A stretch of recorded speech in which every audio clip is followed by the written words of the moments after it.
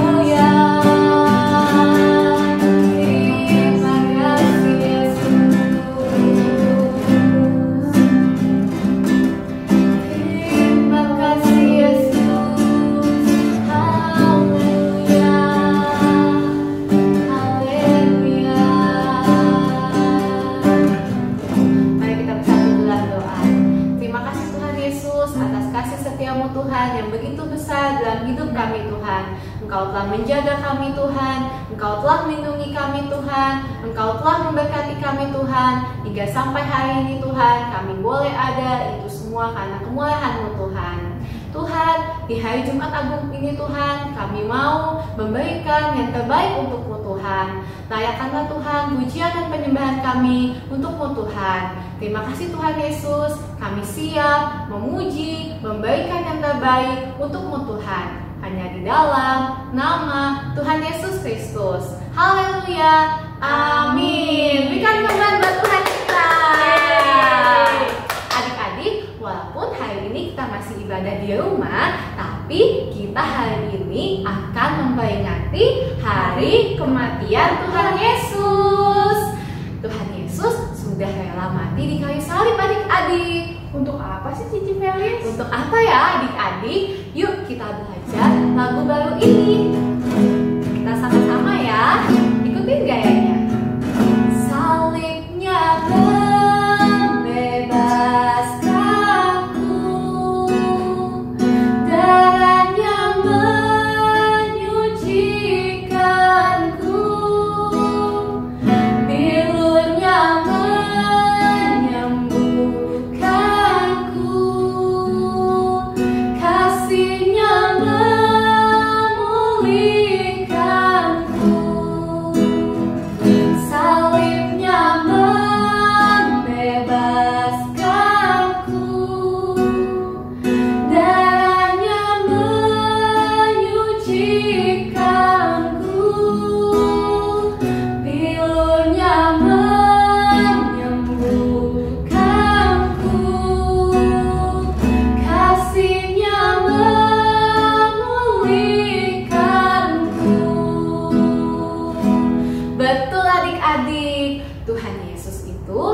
Allah mati di kayu salib karena salibnya membebaskan kita semua. Darahnya menyucikan kita semua. Betul, dan bilurnya untuk menyembuhkan segala penyakit kita. Kasih Tuhan Yesus juga untuk memulihkan kita semua. Betul adik-adik, dan walaupun dalam kondisi seperti sekarang ini, dalam masa sulit apapun, tetap yakin dan percaya adik-adik bahwa Tuhan Yesus juga tidak akan pernah meninggalkan kita sedetik pun. Adik-adik, Yuk adik-adik, kita mau nyanyi lagi, lebih semangat lagi ya lagu ini ya. Salibnya membebaskanku. Salibnya membebaskanku, darahnya menyucikanku, bilurnya menyembuhkanku, kasihnya memulihkanku. Lebih semangat lagi. Salibnya membebaskanku, darahnya menyucikanku, bilurnya menyembuhkanku, kasihnya memulihkanku. Yeay! Nah adik-adik, sekarang semuanya tangannya begini semuanya. Begini ya semuanya. tutup ya. Mama, papanya juga di rumah ya. Ikut Betul. yuk. Mulutnya diginiin ya. Nah, siap-siap ya semuanya ya. Musik. Oh, sukacitaku, pam pam pam pam, sejak ku jumpa Yesusku. Oh, sukacitaku, pam pam pam pam, temukan juru selamat. Dia mengasihi aku, bahkan mati bagiku. Sukacitaku kini penuh. Dengan semangat, oh sukacitaku. Oh, sukacitaku, pam pam pam pam, sejak ku jumpa Yesusku. Oh, sukacitaku, pam pam pam pam, temukan juru selamat. Dia mengasihi aku, bahkan mati bagiku. Sukacitaku kini penuh. Yeah! Karena aku berharap pada Yesus Allah yang hidup. Padanya aku berserah, Engkau sungai kehidupanku.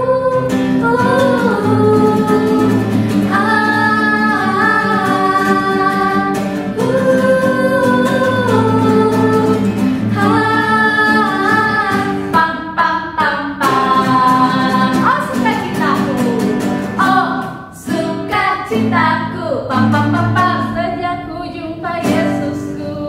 oh sukacitaku, pam pam pam pam, temukan juru selamat. Dia mengasihi aku, bahkan mati bagiku. Sukacitaku kini penuh. Adanya aku berharap pada Yesus Allah yang hidup. Adanya aku berserah, Engkau sungai kehidupanku.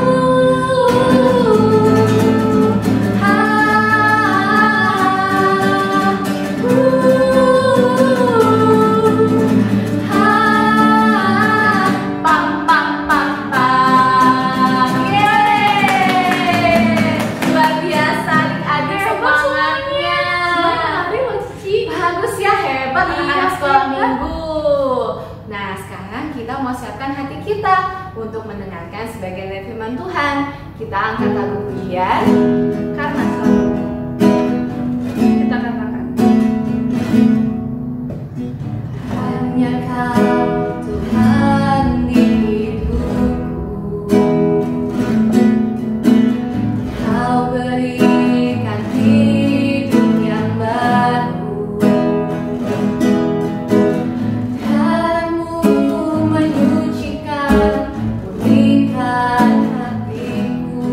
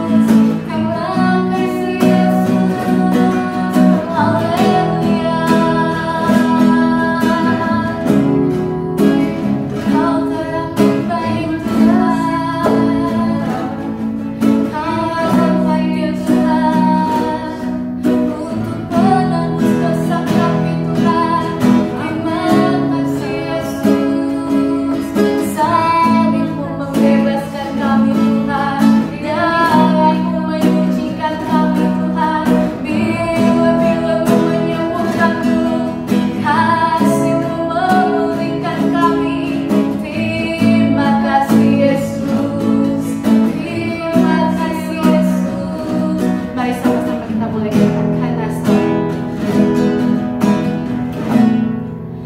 karena salibmu ku hidup, karena salibmu ku menang.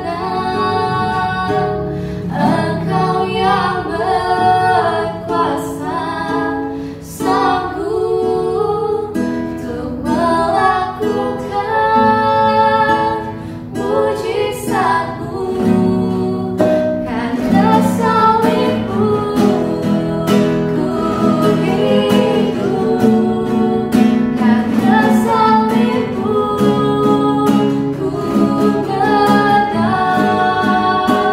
Engkau yang berkuasa, sanggup untuk melakukan mujizatmu di hidupku.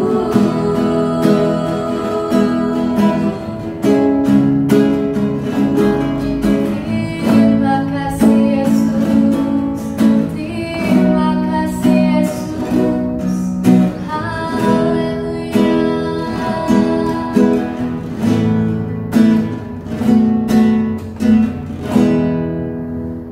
Mari adik-adik kita bersatu dalam doa.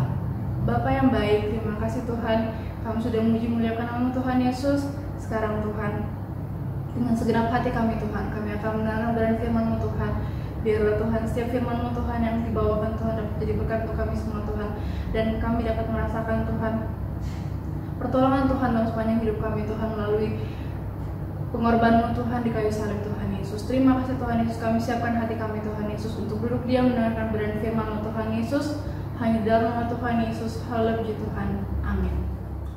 Shalom adik-adik, puji Tuhan, pada hari ini kita dikumpulkan bersama untuk mendengarkan kebenaran firman Tuhan. Nah adik-adik, kalian ingat kan hari ini tuh kita sedang peringati hari Jumat Agung, di mana hari kematian Tuhan Yesus.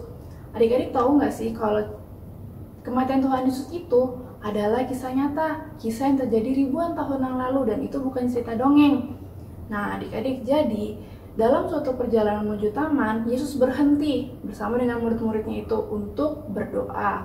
Di sana Yesus mengajak 3 muridnya yang bernama Petrus, Yakobus, dan Yohanes.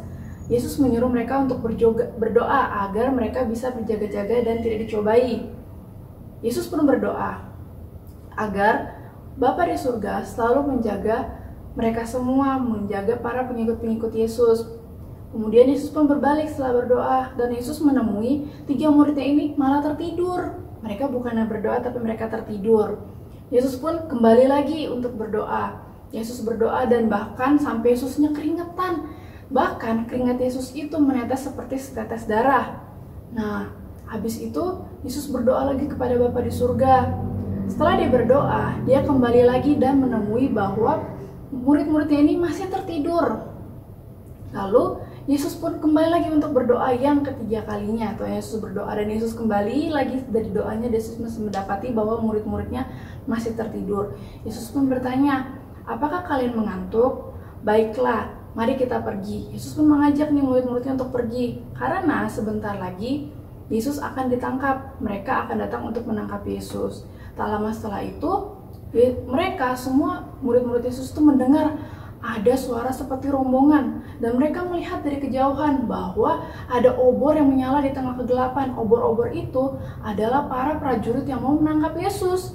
Di antara para prajurit itu ada para imam-imam, juga ada salah satu murid Tuhan Yesus. Adik-adik tahu nggak siapa murid Tuhan Yesus ini yang berkhianat? Nah, jawabannya adalah Yudas. Si Yudas ini adalah murid Tuhan Yesus, tapi dia berkhianat karena dia dibayar sama para imam-imam ini. Lalu ketika si Petrus melihat ada Yudas, Petrus bertanya kepada Tuhan Yesus, mengapa Yudas berbicara dengan para musuh-musuh kita? Ternyata Yesus kasih tahu kalau Yudas ini mau berkhianat, dia mau menyerahkan Yesus kepada para pemimpin agama. Di perjalanan itu, Yudas sudah bilang nih kepada para imam-imam dan prajurit-prajuritnya, dia bilang, nanti kalian harus menangkap orang yang aku cium. Akhirnya tibalah mereka, dan Yudas pun langsung menemui Tuhan Yesus, langsung menghampiri Tuhan Yesus, dan dia langsung mencium Tuhan Yesus. Akhirnya para pemimpin agamanya jadi tahu dong bahwa Yesus adalah orang yang dicium sama si Yudas itu. Mereka pun langsung mendekati Tuhan Yesus dan menangkap Tuhan Yesus. Nah, Petrus, murid Tuhan Yesus, tidak terima kalau Yesus ini ditangkap dan dibawa pergi. Akhirnya Petrus pun melawan, dia langsung mengeluarkan pedangnya. Nah, lalu dia langsung melukai telinga salah seorang yang ikut bersama-sama dengan rombongan itu. Orang itu kesakitan dan Yesus pun langsung menyuruh Petrus untuk berhenti melakukan hal itu. Karena Yesus bilang kalau kita melukai orang lain, itu akan melukai diri kita sendiri. Yesus pun langsung menjamah telinga orang yang dilukai oleh Petrus itu. Dan seketika itu juga, telinga orang itu pun langsung sembuh. Dan Yesus juga bilang kepada para prajurit dan para imam, "Mengapa kalian datang menangkapku menggunakan pentungan juga membawa pedang? Emangnya aku pencuri? Kenapa kalian tidak tangkap aku ketika kita bertemu di bait Allah? Kita kan sama-sama ke bait Allah. Kenapa kalian tidak tangkap aku di sana?" Yesus bilang begitu kepada para pemimpin agama, tapi mereka tidak menghiraukannya. Akhirnya dibawalah Yesus. Nah, murid-murid Yesus ini yang 11 orang ini, mereka semua ketakutan. Murid-murid Yesus ini jadi ketakutan dan mereka pun bersembunyi. Tetapi Petrus diam-diam mengikuti para prajurit itu dan mengikuti Yesus. Nah, ketika dia bersembunyi di tengah-tengah banyak orang, ada yang mengenali Petrus dan orang itu bertanya, "Hei, bukankah kamu adalah teman Yesus?" Tapi sekali si Petrus ini berbohong, dia menyangkal, "Tidak, aku tidak mengenal Yesus." Lanjut, yang kedua kalinya, si Petrus bertemu dengan seorang perempuan dan perempuan itu berkata, "Bukankah kamu adalah murid Yesus? Kamu adalah pengikut Yesus kan?" Tapi dia tidak mau mengaku. Sampai 3 kali Petrus berbohong. Dan seketika itu juga ayam langsung berkokok. Nah, ketika ayam itu berkokok, Yesus pun langsung melihat Petrus. Dan Petrus pun sadar, dia teringat bahwa Yesus pernah bilang kalau Petrus akan menyangkal Tuhan Yesus sebanyak 3 kali sebelum ayam berkokok. Nah, adik-adik, setelah itu Yesus pun dibawa kepada para pemimpin agama. Nah, di tengah-tengah pemimpin agama itu, Yesus pun dipukuli, bahkan Tuhan Yesus diludahi sama mereka, orang-orang jahat itu. Mereka tidak terima kalau Yesus itu mengaku sebagai anak Allah. Nah, dari tempat itu, ketika sudah siang hari, mereka semua menyeret Tuhan Yesus untuk pergi bertemu di tempat gubernur yang bernama Pontius Pilatus. Di tempat Pilatus itu, mereka membawa Yesus, dan Pilatus ketika melihat Yesus, dia berpikir, ngapain Tuhan Yesus dibawa ke sini? Ngapain Yesus dibawa ke sini? Mereka semua menyuruh bahwa Tuhan Yesus harus dihukum mati. Tapi Pilatus melihat bahwa Tuhan Yesus ini tidak mempunyai kesalahan. Dia bukan pencuri dan dia bukan penjahat. Dan Pilatus tidak punya alasan untuk menghukum si Yesus. Tapi semua orang yang datang situ, semuanya mendesak bahwa Yesus harus dihukum. Akhirnya si Pilatus menyuruh untuk dibawa ke Herodes. Dari Herodes suruh bawa lagi ke Pilatus. Pilatus pun bingung apa yang dia harus lakukan. Akhirnya dia membawa tahanan orang penjahat yang bernama Barabas. Terus si Barabas, mereka ditanya ini, "Kalian lebih pilih siapa yang dibebaskan? Barabas orang yang penjahat atau Yesus?" Mereka semua membuat keputusan sambil menunggu keputusan, dan keputusannya adalah yang dibebaskan adalah Barabas. Nah, padahal Barabas ini kan orang jahat, sedangkan Yesus ini bukan orang jahat dan dia tidak terbukti bersalah. Singkat cerita, akhirnya Yesus pun langsung diadili. Si Pilatus tidak mau ikut campur, dia langsung mencuci tangannya dan dia menyerahkan semuanya kepada mereka. Nah, akhirnya Yesus pun langsung dilepaskan jubahnya. Yesus juga dipakaikan kain supaya mereka semua bisa mengejek-ngejek Tuhan Yesus. Lalu Yesus juga dipakein mahkota duri. Adik-adik tahu nggak sih, mahkota durinya itu ukurannya kecil loh. Dan Tuhan Yesus dipaksa untuk memakai mahkota duri itu dengan cara dipukul, puk, supaya mahkota duri itu masuk di kepala Tuhan Yesus. Sangat sakit, Tuhan Yesus sangat menderita. Tapi Tuhan Yesus melawan nggak? Iya, Tuhan Yesus tidak melawan sama sekali, karena Tuhan Yesus sudah tahu ini semua adalah kehendak Bapa di surga supaya Yesus bisa menyelamatkan seluruh umat manusia. Lanjut lagi, Yesus juga dipukulin badannya, dipakein cambuk, dipukul sangat kuat. Yesus sangat menderita sekali saat itu. Tapi Tuhan Yesus sekali lagi, Tuhan Yesus tidak melawan. Tuhan Yesus tidak marah ataupun Tuhan Yesus tidak mengeluh. Dia menjalankan semuanya karena dia tahu dia harus menyelamatkan seluruh umat manusia. Nah, akhirnya Yesus pun disuruh untuk pergi ke Bukit Golgota. Bukit Golgota itu adalah bukit tengkorak. Nah, di bukit itu dia harus memikul salib. Salibnya itu bukan cuman papan loh yang sangat ringan, itu sangat berat. Kalian bayangin adik-adik, Tuhan Yesus sudah capek. Tuhan sudah capek, udah keringetan, panas-panasan. Terus Tuhan Yesus sambil dipukulin badannya karena Tuhan Yesus terpleset, terjatuh di tengah perjalanan itu. Kalian bayangin adik-adik, kayu itu sangat berat. Tapi Tuhan Yesus harus memikulnya sendiri. Akhirnya karena Tuhan Yesus sudah tidak sanggup lagi, para prajurit itu memilih Simon. Ada seorang di sana bernama Simon. Nah, disuruh untuk membantu Tuhan Yesus memikul salib itu. Tibalah mereka di Bukit Golgota. Seluruh perempuan-perempuan yang ada di situ melihat Yesus sambil menangis. Mereka semua sedih karena Yesus sebenarnya tidak bersalah, tapi Tuhan Yesus harus dihukum. Mereka sangat sedih sekali. Nah, akhirnya Tuhan Yesus pun tangannya dipaku adik-adik. Dipaku tangannya, juga kakinya dipaku loh. Nah, ketika itu Tuhan Yesus sudah sangat lelah, sudah sangat sakit badannya. Tuhan Yesus pun juga tidak mengeluh lagi. Dan Tuhan Yesus di atas kepalanya Tuhan Yesus dipakuin tulisan yang bertuliskan, inilah Raja bangsa Yahudi. Nah, habis itu salibnya pun diberdirikan. Habis itu setelah salibnya diberdirikan, semua orang-orang menangis melihat itu. Tapi para orang-orang yang jahat ini mereka sangat senang karena sebentar lagi Tuhan Yesus akan mati. Lalu Tuhan Yesus itu tidak sendiri, tapi sebelah kanan kiri Tuhan Yesus ada dua orang perampok. Salah seorang perampoknya dia mengejek Tuhan Yesus, dia menertawakan Tuhan Yesus.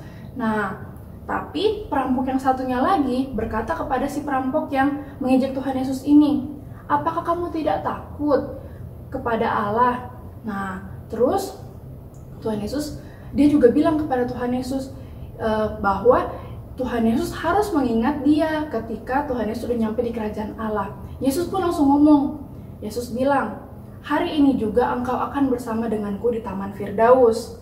Nah, akhirnya tidak lama kemudian, singkat cerita, Tuhan Yesus pun sudah, karena Tuhan Yesus udah badannya sakit-sakitan, terus Tuhan Yesus ketika haus, Tuhan Yesus diberikan minuman anggur yang asam. Tuhan Yesus pun akhirnya wafat. Tuhan Yesus sudah berkata kepada Bapa di surga, sudah selesai. Artinya Tuhan Yesus sudah selesai mengakhiri semua penderitaannya dan sudah melakukan semua kehendak Bapa di surga.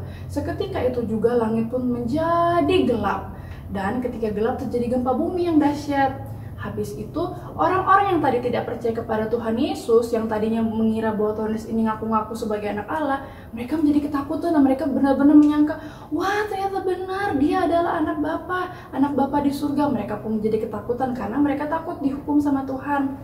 Nah, akhirnya setelah gempa bumi dan kegelapan yang terjadi di satu kota dan di seluruh desa itu, Yesus pun meninggal. Dan setelah itu, ketika Tuhan sudah meninggal dan kegelapannya sudah selesai, orang-orang yang ada di situ semuanya kembali ke rumah mereka masing-masing. Orang-orang yang jahat menyesal, aduh aku sangat berdosa, aku sangat menyesal karena aku sudah menuduh Yesus bahwa Yesus adalah orang jahat. Ada yang menyesal dan ada yang menangis.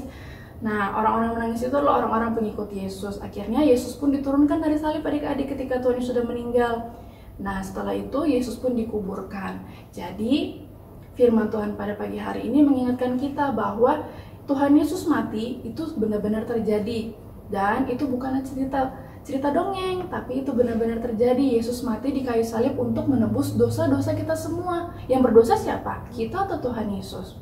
Nah, yang berdosa adalah kita, tapi Tuhan Yesus datang ke dunia untuk menebus dosa-dosa kita agar kita semua bisa masuk ke dalam surga. Nah, adik-adik, firman Tuhan sampai di sini. Kiranya Tuhan Yesus berkati kita semua. God bless you. Adik-adik, persembahan adalah bagian dari ibadah. Untuk itu, mari kita siapkan persembahan yang terbaik untuk Tuhan kita. Kita angkat lagu pujian Tanda Paku. Tanda paku di kaki dan tangan, tanda cinta, tanda tombak menusuk di pinggang, tanda cintanya Tuhan. Itu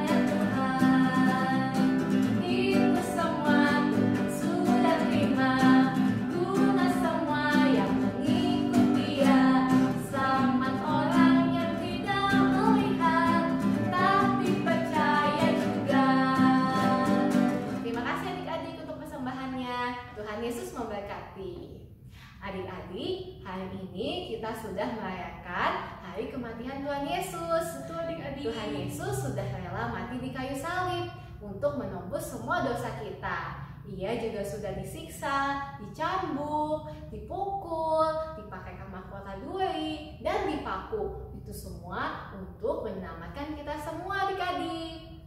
Nah, oleh karena itu, karena pengorbanan Tuhan Yesus, kita sebagai anak-anak Tuhan dapat membalasnya dengan cara kita harus mengucap syukur. Betul. Nah, jadi dengan kita selalu mengucap syukur itu, Tuhan Yesus juga senang loh adik-adik karena kita tidak mengeluh dan kita tidak berkeluh kesah. Kemudian Tuhan Yesus juga mau supaya kita itu rajin untuk beribadah. Betul Walaupun adik-adik. ibadahnya hanya di ibadah online loh adik-adik, tapi Tuhan Yesus melihat hati kita. Kita nih guru-guru sekolah minggu nggak lihat loh kalian itu ibadahnya serius atau enggak, duduk atau enggak, duduk atau jalan. Kita nggak lihat, tapi yang lihat siapa? Tuhan Yesus. Tuhan Yesus. Nah adik-adik, jadi melalui firman Tuhan pagi hari ini mengajarkan kita supaya kita tetap setia sama Tuhan Yesus dan kita harus mengucap syukur atas pengorbanan Betul Tuhan Yesus. adik-adik. Yuk adik-adik, kita bangkit berdiri yuk semuanya. Kita akan akhiri ibadah kita. Kita akan tunggu pujian doa ya.